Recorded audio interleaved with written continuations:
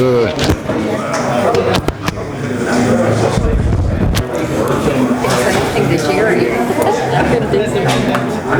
Good morning, Jerry. Hey, good morning. Hey, Jerry, how are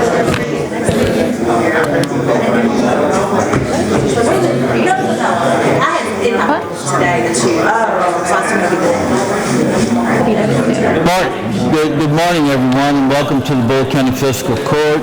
Today is February 21st of 2023. It's approximately 9:30 a.m. At this time, Mr. Griffey, would you lead us in an invocation and the Pledge of Allegiance, please, sir?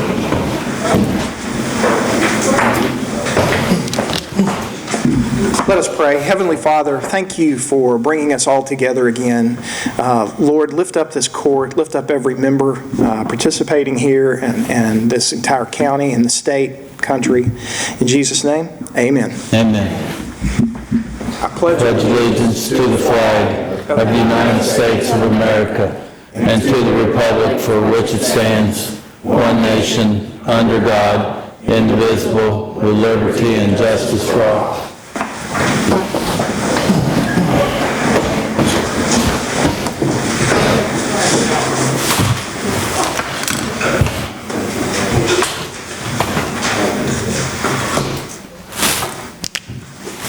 Sam, at this time, would you call the roll and bring the court to order, please? Sir.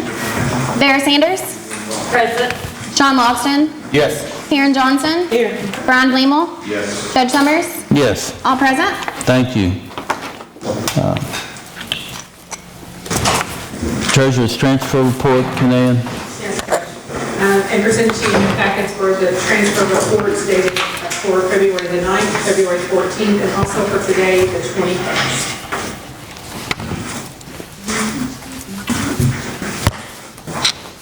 I'll make a motion that we approve the treasurer's transfer report as presented. A second.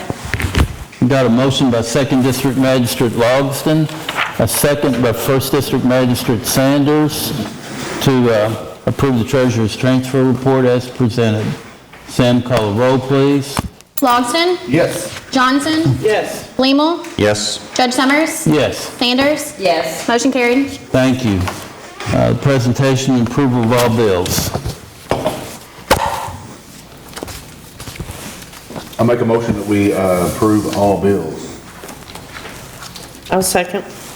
Got a motion by 2nd District Magistrate Logston, a second by 3rd District Magistrate Johnson to approve the bills as presented. Sam, call the roll, please. Johnson? Yes. Bleemel? Yes. Judge Summers? Yes. Sanders? Yes. Logston? Yes. Motion carried. Thank you. Treasurer's report, Canan, please. And that is presented in your report. There also is the appropriation condition report, the revenue condition report, and the financial statement for January the 31st, 2023 for your approval. I'll put that in the form of a motion that we accept it as presented. Second. Got a motion by 2nd District Magistrate Logston, a second by 1st District Magistrate Sanders to approve the treasurer's report as presented. Sam, call the roll, please. Bleemel? Yes. Judge Summers? Yes. Sanders? Yes. Logston? Yes. Johnson? Yes. Motion carried. Thank you. Approval of the minutes from February 7th, 2023 meeting of the Bullitt County Fiscal Court. I make a motion that we approve the minutes of February 7th. Second. Got a motion by 1st District Magistrate Sanders, a second by 4th District Magistrate Bleemel to approve the February 7th, 2023 minutes of the Bullitt County Fiscal Court as presented. Sam, call the roll, please. Judge Summers? Yes. Sanders? Yes. Logston? Yes. Johnson? Yes. Bleemel? Yes. Motion carried. Thank you. At this time, presentations, guest speakers. The first one we have is Steve Phelps. Steve. Good morning, everyone. Steve Phelps. While it's still fresh on everyone's mind, we are in that time of year, late winter, early spring, where we get rain. Last week we had somewhere between 3 and 5 inches of rain, depending upon where you're at in the area. The amount of rain that we have been getting seemingly year after year after year has caused issues throughout the county.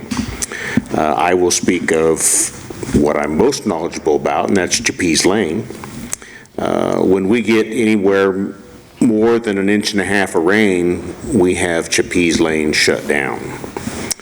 There are 4 spots, low spots in that area that the water floods over the road, and it creates a major safety hazard. First responders can't get in, people can't get out. Most often, it's there for a few hours, maybe a day at most inconvenience, but we seem to be having this issue year after year, and my concerns are that if we don't deal with it, it's going to get worse, and I'm sure there are many areas throughout the city and the county that it is just as bad, if not worse. So would like to keep this on everyone's minds. This body, I will be talking with City Council and possibly even Planning and Zoning, if I can get in, to deal with the issue of building within the flood zones. We've got to deal with this, but there also has to be the issues of enforcing the codes of making sure that the drainage ditches are open, whether that's on private land or public easements. We just need to deal with this so that we do not have this safety issue. Okay. Thank you. Thank you, Steve. And I'll echo what you said. I agree with you. Even this last rain, I know I've been on the phone with Robert. We've had 4 or 5 instances that seem to become increasingly a larger problem. And a lot of times we might look at these developments and they have retention basins and they channel the water the right ways. But it seems like that maybe it is becoming more of a frequent problem. But the water's maybe being put where it's supposed to go, but it just never had that much water redirected in its way. I know there's several homes that we've got in my area that are built really close to creeks or drainage ditches, and those ditches are supposedly at this point have, exceeded, the water's exceeded those ditches and even went into some of the houses, and we're trying to address some of those issues. I know with the past court we've talked about any new developments, looking at traffic studies and drainage studies. So drainage studies is very, very important. But a lot of these, I don't know what the answer is, but it is a major problem. I've received probably more phone calls in my district this last rain than I've got probably in a year relating to flooding, or even the last couple of years. So it's something we do have to be conscious of, and I don't know what the answer is, but we definitely need to try to make sure everybody's on the same page, City Council, Planning, Zoning, because it is becoming a problem. And I've got a lady that called me actually this week, or just a couple of days ago, and I haven't even talked to Robert about that one yet, but because we had quite a few there with this last rain, that's kind of on the list of making sure the ditches are clean and different things like that, just to do some of the maintenance type things that I think we possibly could do to help. But still, when you have a water problem, you have to find out where it starts, and there's so many different variables that play a factor into that. But there was a lady that called me just recently in the last couple of days, and she's 85 years old and lives at the end of the road, and she has a ditch there. It's a private road, but she has a culvert there, and there's 8 houses on this private road, and she's at the very end. Her husband passed away. He was the one that had the tractor and maintained the road. Now nobody maintains the road, and she was flooded in pretty bad. And I drove over there actually yesterday, and getting to her house, I mean, there's a tile, and it had like a concrete, I wouldn't even call it a bridge. I don't know what you just kind of a concrete overlay, overpour over it, and it had kind of sunken down. And she has a really nice place back there, and it's kind of a concern for her. So that's something we'll be talking about, I know with you, but the drainage is definitely a problem. Okay. Thank you, Sean. Mike Mayberry? Mayberry?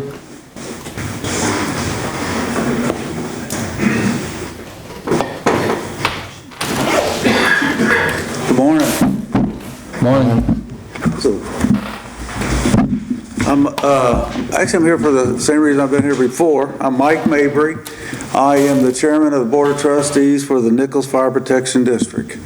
And in December, around the 20th, 2022, I submitted a grant proposal for funds for us to try to purchase another fire truck, and I'll just read this. Nichols Fire Protection District kindly requests $500,000 to purchase a pumper/rescue fire truck.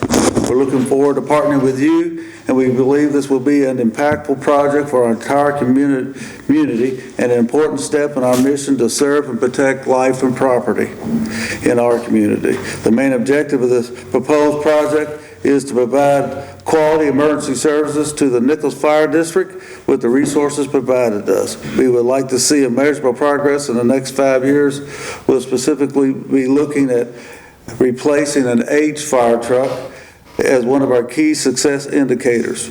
With your funding and the funding from the Kentucky County American Rescue Plan, ARP, we'll be able to accomplish our goals. We appreciate the Bullitt County Fiscal Court taking interest in helping a local community consider investing in our program.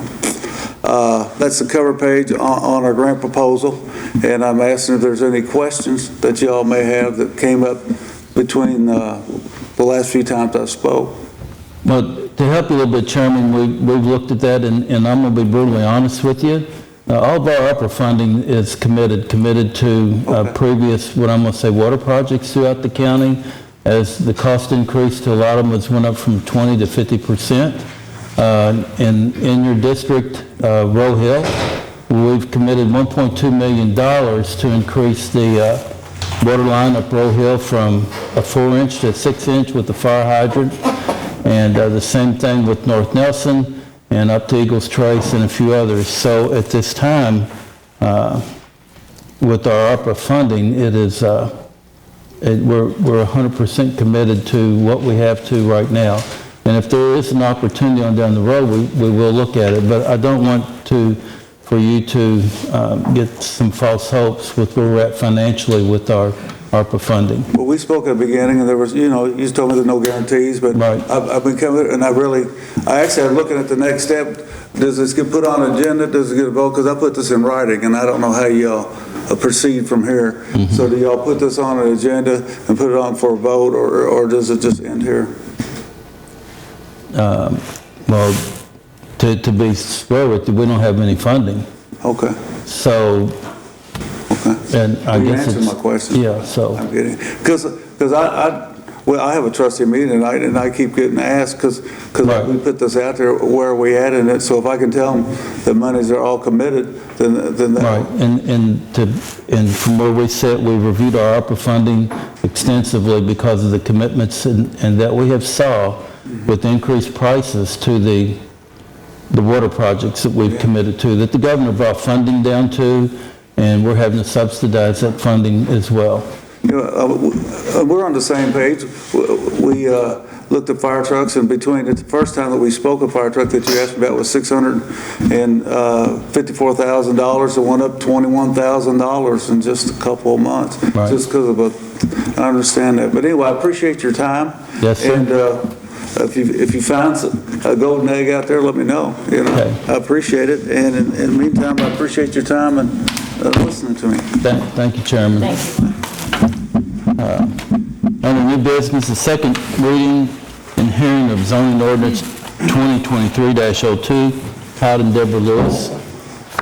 Commonwealth of Kentucky, County of Bullitt, zoning ordinance number 23-02. An ordinance relating to the changing of zoning of certain property from agricultural to conservation. The property in question is 10 acres, more or less, located at 975 Martin Hill Road, parcel number 019-000-00083, in an unincorporated area of the county.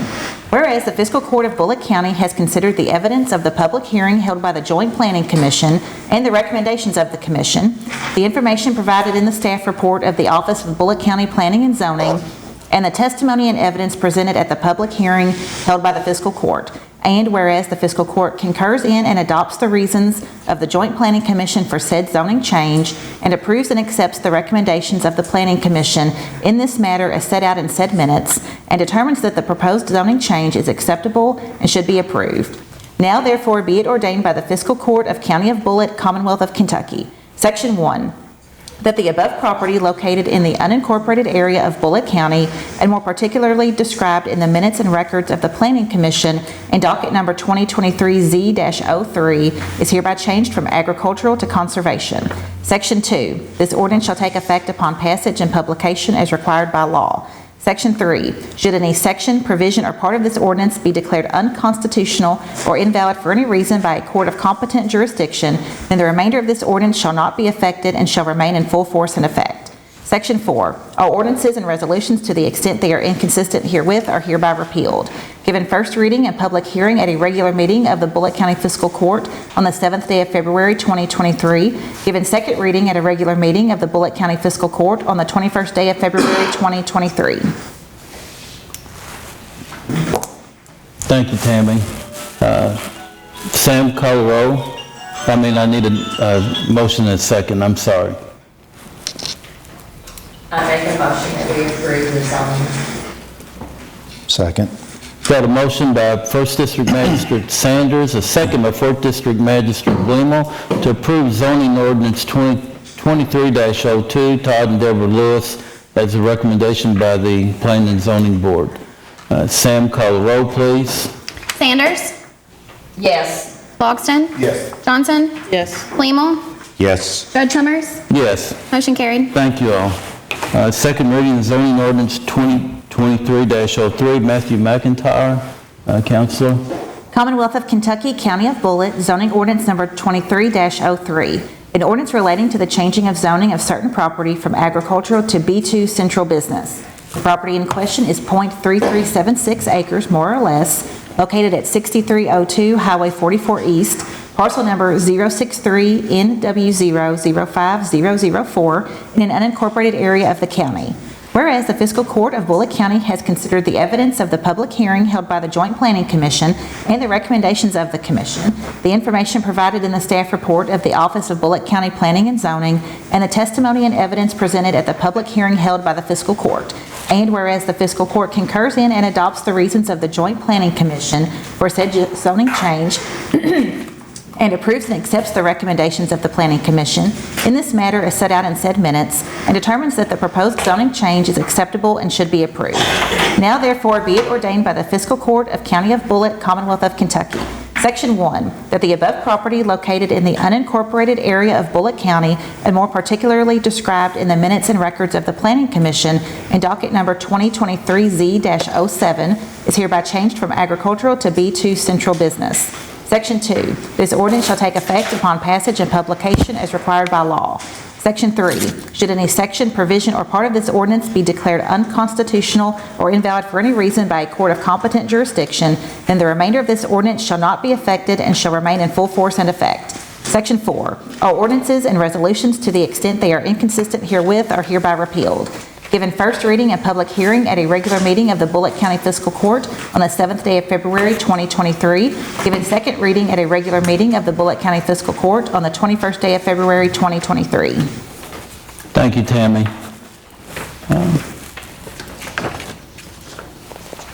I'll put it in the form of a motion that we accept the recommendation of the Planning and Zoning Board and approve the change to zoning ordinance 2023-03. I'll second.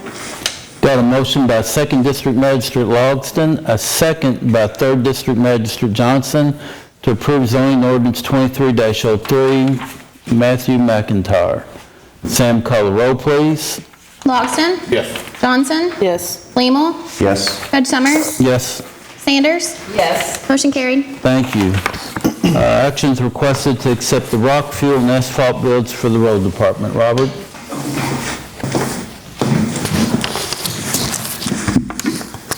Did y'all get copies?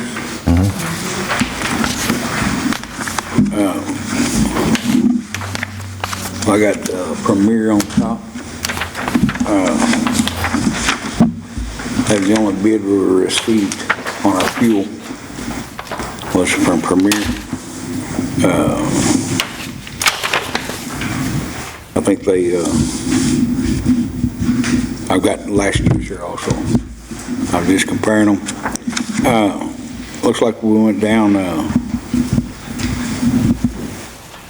they went down 17 cents on the gas, And they went up 2 cents on the diesel fuel. That's the only bid we received on the fuel. Then the stone.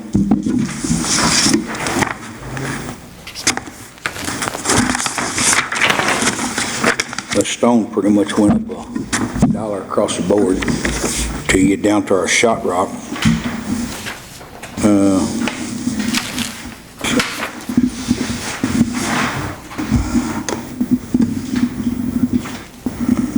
Shot rock went up $1.75 on the ton for some reason. That was the only bid we got on our stone.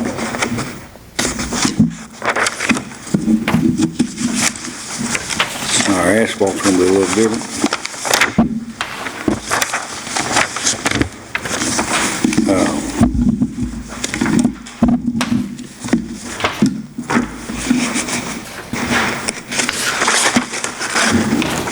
Our asphalt's higher.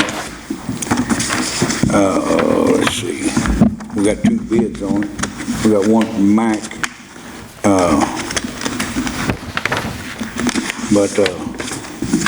That's, I mean, they bid it, but it's really no way that we can use them. They're 36 miles further from the plant to their plant. They're over in Indiana, so we got to cross that river. Their price, if you look at their price, the base price actually come in under Mago, but if you just figure our fuel at 6 miles per gallon, we're getting about 6, anywhere between 5.5, 6.5 miles to the gallon on our diesel. 36 miles, round trip 72 miles, that's going to be another $48 just in diesel fuel, which is, we haul 16 tons, so that'd be $3 on the ton that we're going to have to add to that price. And then it's 45 minutes if the traffic does us pretty good, one way, so that's 1.5 hours. So if we put the labor in it, then we got about $72 extra per load on our labor. So that'll be $4.50 a ton. So actually that's going to cost us $7.50 more a ton to go over and get that asphalt. So that brings their prices up to, their base will be, it'll cost us $54.50 a ton to get their base, and Mago bid it at $51.77. Their surface at Mac, it'll cost us $67.50 a ton. Mago's $56.45.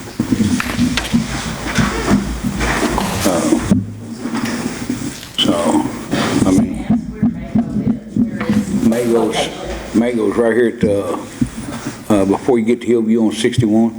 So it's not real centrally located, but it's pretty centrally located. So we go all 4 directions pretty close to the same, about the same amount of time that our asphalt's on the truck, no matter which direction we go. Well, obviously, I think it's a no-brainer. You don't have options on 2 of them, and one of them, it don't make any sense to go to Indiana and cross a bridge and pay tolls and drive that far when you get, when you're talking about a couple of dollars, and some of the other prices even look lower. If that's who you want to go with, obviously Mago, that Quality, Premier. Does that need to be broken into 3 different motions, or can I do that all in one? I think we need 3, I think, no one. 3 separate ones? Yeah, I would do it in 3. Well, let's do it in order then. I'll make a motion that we accept the rock bid for the Bullitt County Road Department that was submitted by Quality Stone and Ready Mix. Second. Got a motion by 2nd District Magistrate Logston, a second by 4th District Magistrate Bullitt to accept the quality bid for stone. Sam, call the roll, please. Johnson? Yes. Blingell? Yes. Judge Summers? Yes. Sanders? Yes. Logston? Yes. Motion carried. All right, I'll make a motion that we accept the fuel bid submitted by Premier Yeah. Company as presented. Second. Got a motion by 2nd District Magistrate Logston, a second by 4th District Magistrate Blamel to accept the premier fuel bid as presented. Sam, call a roll, please. Blamel? Yes. Judge Summers? Yes. Sanders? Yes. Logston? Yes. Johnson? Yes. Motion carried. I drive all over the place. I wish I could lock my prices in it there. I'll make a motion to accept the asphalt bid submitted by Mago. As presented. Second. Got a motion by 2nd District Magistrate Logston, a second by 4th District Magistrate Blamel to accept Mago's asphalt bid as presented. Sam, call a roll, please. Judge Summers? Yes. Sanders? Yes. Logston? Yes. Johnson? Yes. Blamel? Yes. Motion carried. Thank you, Robert. Yes, sir. Actions requested, you have an interlocal agreement again with the Bullitt County Board of Education for road maintenance and improvement. And at this time, I would like to open with a couple of statements with that. We've had a couple of requests since the last meeting to do maintenance work on bus turnarounds, and I really don't believe that we should have to come in here every meeting to discuss what I'm going to say general maintenance for the roads. Especially when it comes to our kids and our children and their safety, to be able to have something placed safe for not only the buses to turn around, but also for the children in our schools.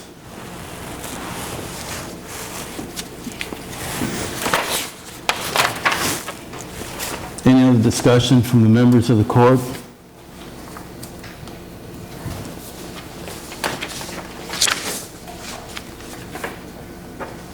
Here are crickets. So at this time, I will make the motion to accept interlocal agreement with the Bullitt County Board of Education for maintenance and road improvements. I'll second that. I got a second by 2nd District Magistrate Logston. Sam, will you call a roll, please? Sanders? No. Logston? Yes. Johnson? No. Blamel? No. Judge Summers? Yes. Motion denied. Okay.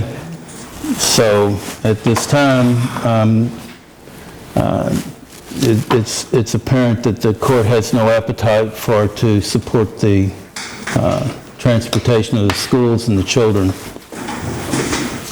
Yeah, we still had a motion from last meeting that stands good. That passed as far as east side, correct? Yes, that was approved. That's approved, that's Yep. correct. What this basically means is any time that a road department truck steps foot on Bullitt County property, before they do that, it's gonna have to be approved through fiscal court. Yes. Yep. Okay. So, actions requested to accept the updated standard operating procedures for the detention center.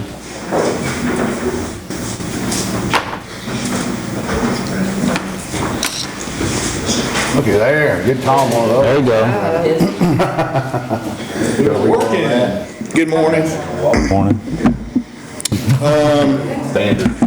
I gotta commend my staff, by the way. They've worked very hard on this, and 123 policy and procedures, 379 pages. I know everybody got a copy of that last week. Sorry it's a short notice, but we got DLC inspection this Thursday, and I was trying to get this pushed through, get it approved, if you all approve it, of course. What SOP does, gives guidelines, procedures on how to do things at the jail. Lowers lawsuits when we do that and holds people accountable. It's what we are doing. So I just asked you guys if y'all would please approve it for us, and if y'all agree with it anyway. If there's any kind of changes, just let us know. So. Judge, may I ask a question? Jailer, are you doing, like, once you hand out the SOPs, are you all going to do like a training session on it? Yes. With lawsuits is, what's your SOP and did you follow it? Absolutely. Everybody's going to get a copy of it. It's going to be reviewed by everybody. They're going to sign off on it when they get done. So. Good. Absolutely. So. No, I received your email. It took me a while for my computer to open up that attachment on there. No, I'm just kidding. That's a lot of work. 379 pages, man. I mean, That's a lot of work put in A there. lot of homework for you all. Yeah, but no, we appreciate the hard work it took to put that together. I know that there was a lot of things have been customized. A lot of it is standard, but across, detention centers across the state and country. But I know you all did a lot of work putting that together, and it was definitely well needed and a good time to be updated. Thank you. I actually was gonna print it, but then I learned how many pages it is, like, It's a lot. There were so many different areas of the jail you gotta have procedures on, from inmate services to the kitchen to intake people, and it is a lot of different dynamics to the jail. So that's why it's so thick. That's why it's 123 policy and procedures. And I'll be frankly honest with you, with some of the plans that I have and my staff has, we're probably going to bring more individual policies to you all for approval later on in the year. So as we grow, we're going to have policies on things. So.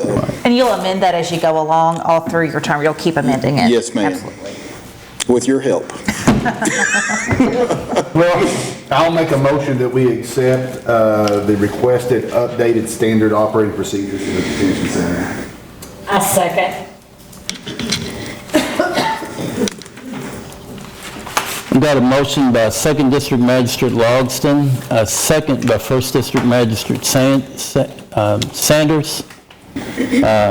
to accept the updated standard operating procedures for the detention center. Sam, call the roll, please. Logston? Yes. Johnson? Yes. Blumel? Yes. Judge Summers? Yes, Sanders? Yes. Motion carried. thank you. Thank you. Yes, sir. Appreciate you all. Thanks. I'm going to make a motion to hire Jordan Sparks as a full-time EMT at a rate of $17.50 per hour, 2/21 of '23.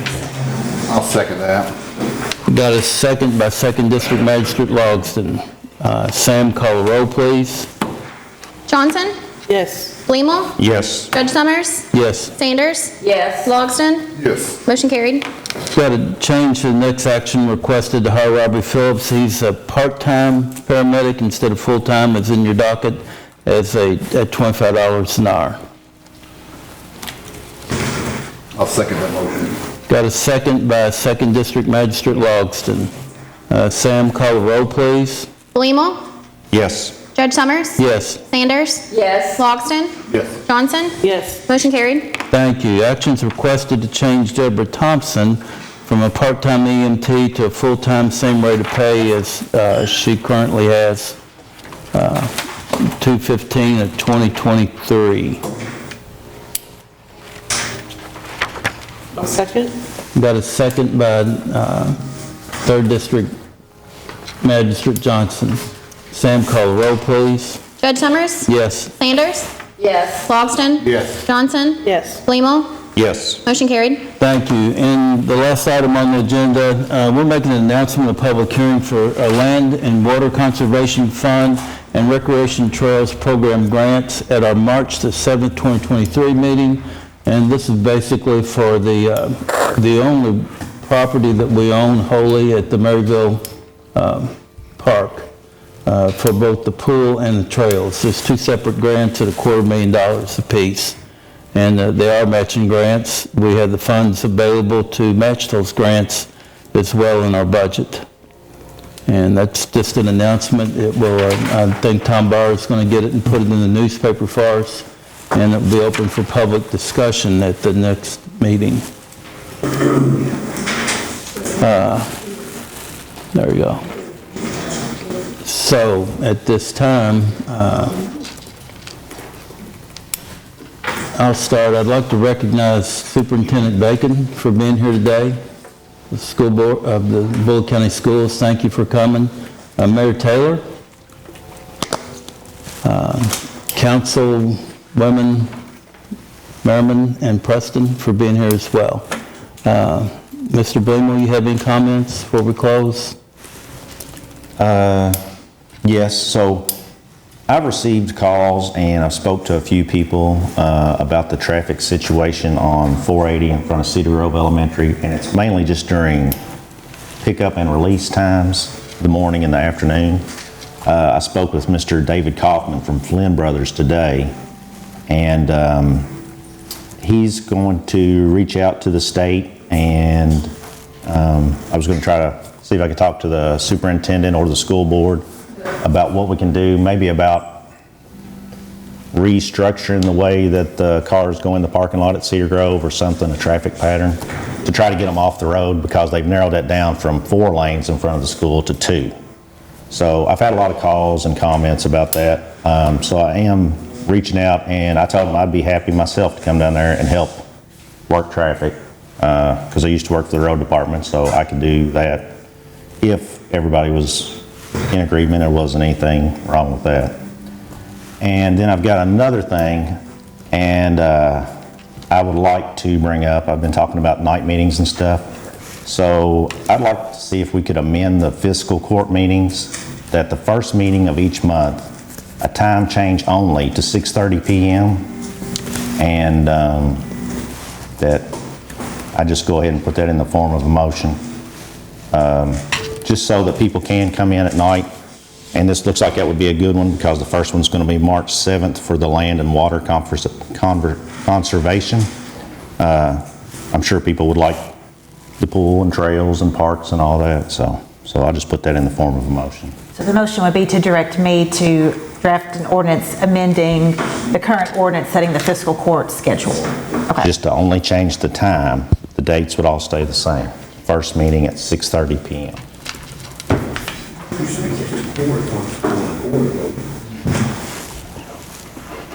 So that's in form of a motion, if anybody would like to second it, if not.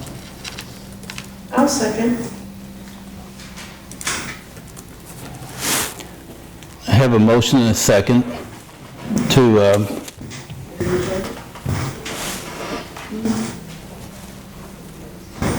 amend the fiscal court times to 6:30 on the first one of each month.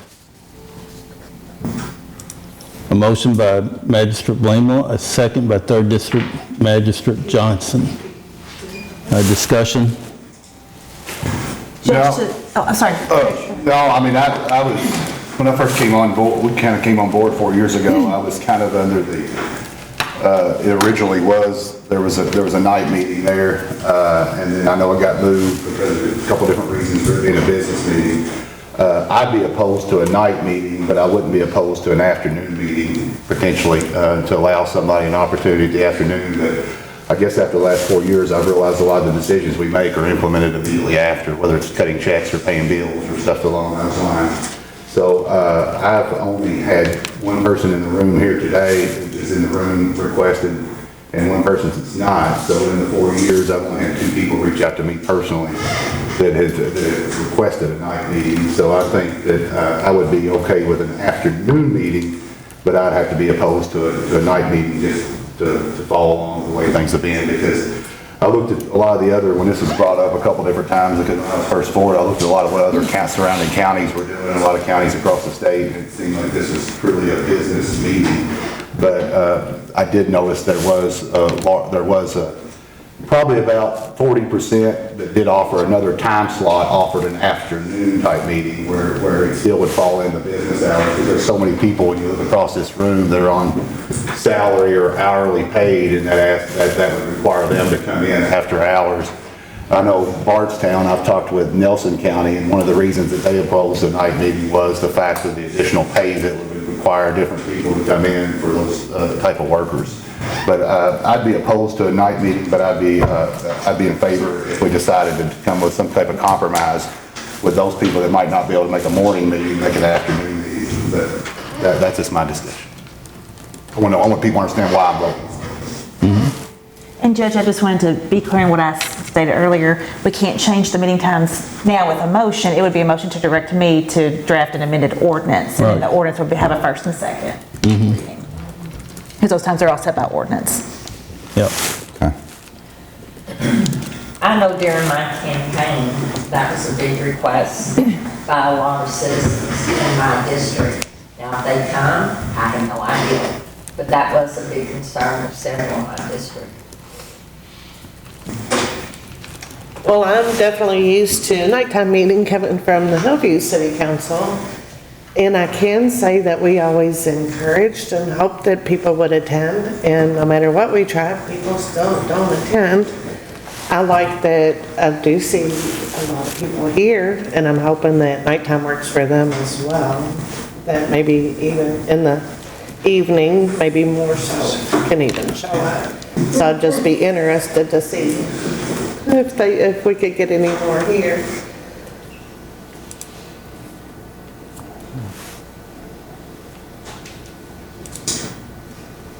Okay, so the discussion points are this, and for you, Magistrate Blamel, that is a great idea, but then also we have the concerns of all the department heads and folks that it does take to hold a night meeting. When we first came in office, they were once a quarter, and the attendance wasn't much better than this as well. A different aspect of the fiscal court meetings are for business. Hardin, Warren, Madison, counties of our size don't meet in the evenings. They meet during the day for the purpose of business so they can move their business opportunities forward, especially for paying the bills and getting our business out. So Tammy will draft an ordinance, and then we will have further discussion if it passes. So, and again, you have to look at the folks in this room who this is going to affect, because it is a business meeting. And so Sam, call a roll. Sanders, Yes. Logston, No. Johnson, Yes. Blamel, Yes. Judge Summers. No. Motion carried. Good deal.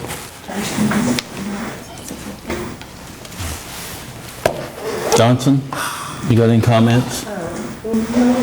Okay. I will keep it real quick, but I just wanted to update the court. I don't know if I won't. I did reach out about this deer problem we talked about. You know, it's obviously not going anywhere until it warms up and we've got flies and the cycle of nature takes place and all that stuff. But it's my 2-year-old son's yelling woof woof dog dog out there looking at dead deer on the side of the road. I mean, they're just everywhere. I got a call this week from a gentleman that is very elderly, and a deer got hit on Fisher Lane, and it was in his yard, and he had no way of getting it. But before I could even get back with him, a neighbor took care of it. I don't know what the neighbor did, but I do think we need something in place. I don't think it may have originally been the constables in their statutes or whatever originally, but I don't think it's something that they should be responsible necessarily for solely because of just the stuff required.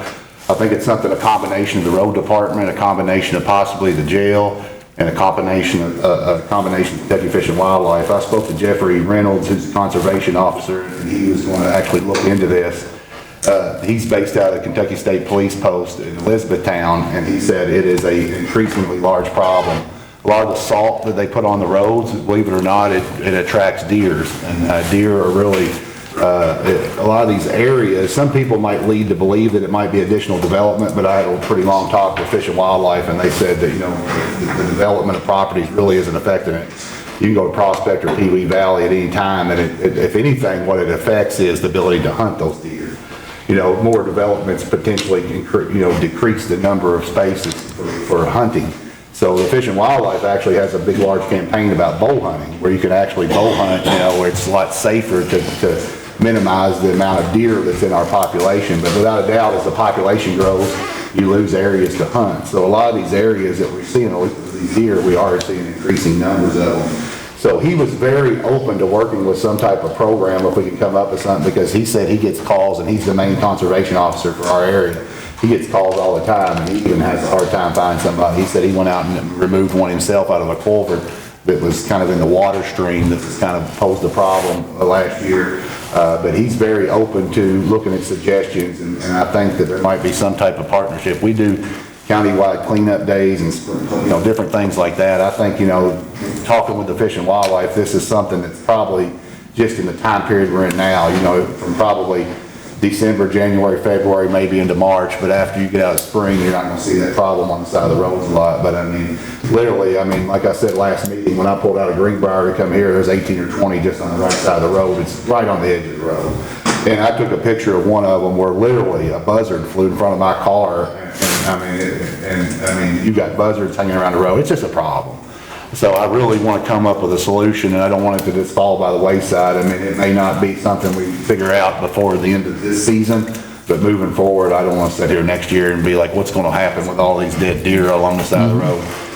But the gentleman with the Fish and Wildlife had even mentioned it went as far, and I don't want to quote him here necessarily, but he went as far as say that they might even be able to provide some type of resources with some people that have been convicted of some crimes that's related to the Fish and Wildlife as far as providing some assistance, community service type work. So it's something I know we spoke with briefly, Brian, Jailer Whitaker. I'm not expecting inmates to necessarily go out there and be forced to do this, but I think we all need to put our heads together and figure out something just to help clean up our county and the side of the road. I mean, whether you're a hunter or not, it just right there at the edge of the road is not a place for those. We need to clean up because especially when you got 6 or 7 big old buzzards the size of turkeys just flying back and forth and stuff. But I did want to bring that up and let people know and members of the court that I am still working on that. I don't have anything in stone, but I'm trying to bring a lot of people together. And hopefully soon I'll come back with maybe something that is a partnership among several different groups. But my thought process talking with different people is perhaps maybe it's a countywide type deal. We do it maybe 2 or 3 times over the course of the season, and whether it's a roadkill blitz or whatever you want to call it, but just a couple days during this time period and help clean it up and then be done with it till the next year. But I wanted to bring that up, and that's all I got. Thank you. Sanders? No. I'm going to make a motion that the Bullitt County Fiscal Court adjourn for February the 21st, 2023 at 10:17 a.m. Second. Got a second by 2nd District Magistrate Logston. Sam, call the roll. Logston? Yes. Johnson? Yes. Flamel? Yes. Judge Summers? Yes. Sanders? Yes. Motion carried. There you go. You're welcome. Can I borrow your phone? Yeah, Because he's doing that two-step verification. I know.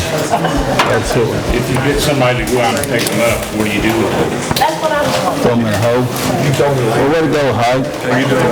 Well, it's like this. It's like this. I'm not hanging in there.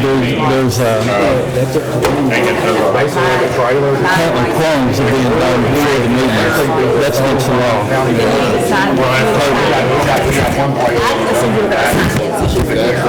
Sign in for the next one to make the request, but I'm going to advise them that they can't. Not until this lawsuit is sorted out. Have you all even filed the lawsuit yet? Okay. That law sucks, and I don't like it, but they have to follow it.